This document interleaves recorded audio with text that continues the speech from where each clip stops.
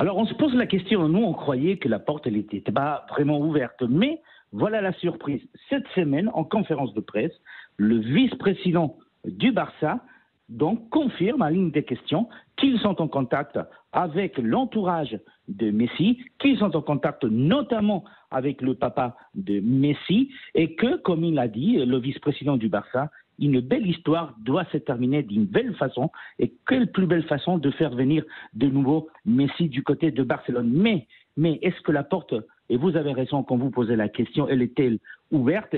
Ça paraît compliqué qu'il puisse venir.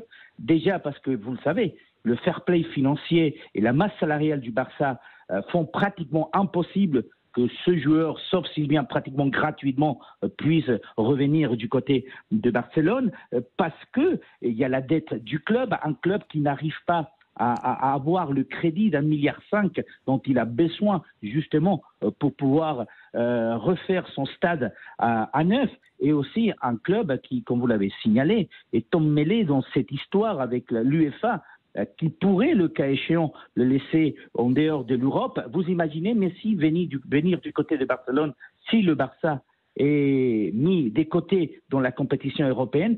Donc la déclaration du vice-président a surpris beaucoup du côté de l'Espagne, aussi beaucoup du côté de Barcelone, mais nous on a tendance à penser qu'il est plus près du PSG ou du Miami qu'il n'est du côté du Barça. Mais du côté du Barça, vous savez, il peut y avoir toujours des surprises.